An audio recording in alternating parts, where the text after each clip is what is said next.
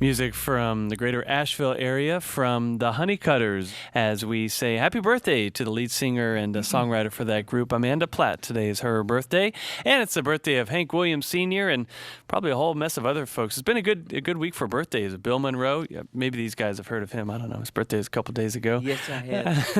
the bass player in this band has heard of him.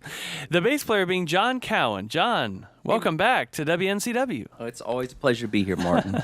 Good, thanks. It's been a little while, but the door's always open for you to come on in here, and especially when you bring such fine folks here. We got Jeff Autry on the guitar. Hey, Martin. Wearing an Atlanta Braves t-shirt, folks, so that helps. That helps things. And Luke Bulla on the fiddle, who was recently here with Glenn Phillips and Company, the WPA. And but now we got John Cowan and this trio. Is it going to be the three of you when you're playing Sunday and playing around, or you? Yes, it's going to some be other folks. Our amazing electrified power trio. Yeah, but you got a busy schedule and playing around. We do have a busy schedule. It's been a crazy summer and a even better fall somehow. Yeah.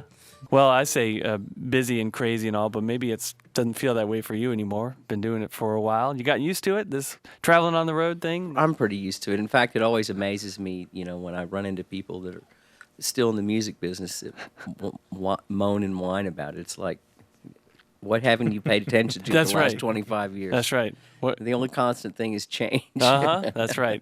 It's just a question of, are you adapting right to make it sustainable? Exactly. When did Newgrass Revival come about and you get on board with that? I joined in 1974, and they had already been a band for almost 3 years. Yeah.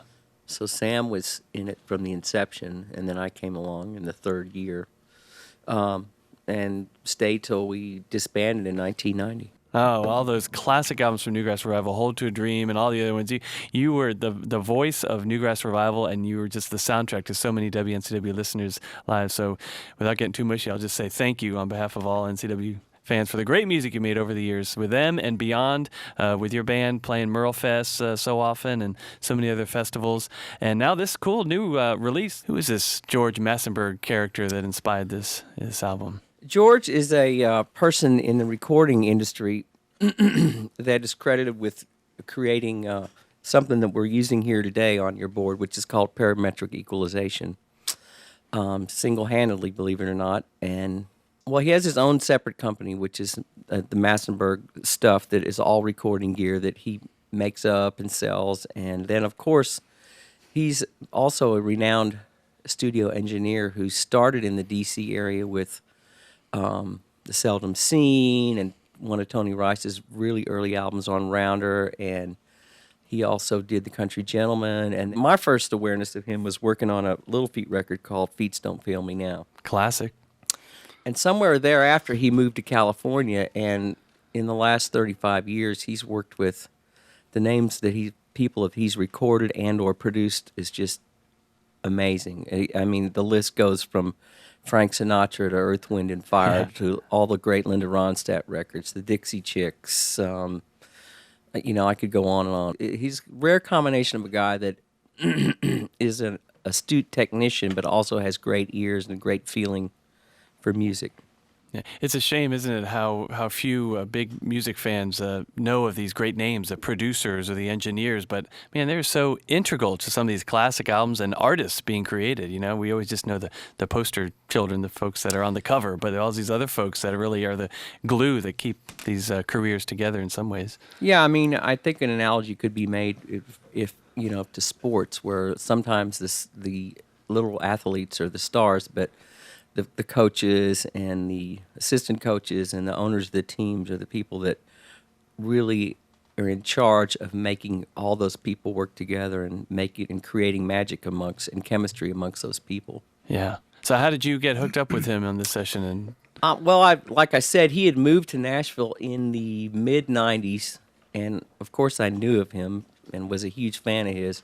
And I went and worked on a record for my friend John Randall Stewart that George was producing. And, we hit it off, and he knew of me as well. And so when I wanted to try to make this record, which we didn't know it was going to be called the Massenburg Sessions at the time, but one of the reasons we decided to call it that was because it was an amalgam of all our friends that had played. It wasn't just the John Cowan band or a John Cowan record. You know, we had Jeff and Wayne Benson on the mandolin and Tony Ray on the banjo, and Shad Cobb on the fiddle. That was the basic unit that recorded the record. But then we had a gazillion friends come in and play, and it, was done live in the studio. Yeah. Cool. So he left his mark on it. Did you have a lot of the material then already, and then he kind of added some of the creative elements too? He was more an editor. Yeah. I came to it with specific tunes in mind. I think we really only overcut maybe 2 or 3 tunes that didn't make it for various and sundry reasons. What enables us to make records like this, and that would go for Luke and Jeff and anybody that plays acoustic or bluegrass-oriented music, we're really good at sitting around in a circle playing because that's how we rehearse. Yeah. So for just us to go in, it once again felt like being in somebody's living room. Yeah. Which is nice because, the trick to making records, always, especially if you're a band or known as a live artist, is to try to capture that same energy in a cold, sterile environment, and it's really difficult. Yeah, I've read that one little thing that Mr. Massenburg insisted on was that you not wear headphones for the sessions. Was that weird? Was that different? It was different. Yeah, it was different. Because you're not using headphones when you're doing this, jamming in a circle, working on the songs. But then when you're actually sitting down in the studio, I guess it's... As a matter of fact, because we didn't have phones, I was listening to the guys in the room like we would do here if we didn't have phones. Right. And where I can hear the Massenburg touch is what came through the microphones. He was getting the instruments and room together. Yeah, yeah. And that's where it came together as far as, it did sound different. I mean, he didn't just mic the instruments. He had room mics up on the ceiling and in the corners, and they were all very strategically placed. So it's just a wall of ambient sound. Incredible. Cool. It's John Cowan and guitarist Jeff Autry talking about George Massenburg and how this new record was recorded and produced. And Jeff sings a nice Dave Alvin cover on this new one, the Massenburg Sessions. That was nice to hear you take on the King of California. That's John Cowan's idea. Was it? He brought that song to the band and I suggested that I do it. And when I first heard it, Dave's voice is so unique, and it was so monotone, and it's just a dark tune anyway. It is, yeah. But I've since then learned to like it. we got a good cut on it. So yeah, I'm happy with it. Yeah, it's right on in there in the third song on this new one. It's a great choice. And so you've been playing. You two have been playing together, John and Jeff, for 15 years. Since 1998, for God's sake. Yeah, jeez. That's a good long run, you two. And what else you been up to, Jeff? I know a lot of folks know your own releases. That whole series of Bluegrass 96, 97, 98 that you were on with that was great. That's one of our favorites in our Bluegrass collection in the library. That was all those sessions were fun, and I wish I had about 4 of them a week actually. Nice. for various reasons, but yeah, those were great days. That series may start back. I'm not sure. Ooh. I've heard rumors. I hope the rumor. Because I've heard the same rumor. It was. I think the first one I worked on was Bluegrass '96, and we tracked all 13 songs in an 8-hour day. Man, we just knocked them out. And it was, the record still feels good. My son actually listened to it the other day, and I heard it, and it's like, man, I know that tune.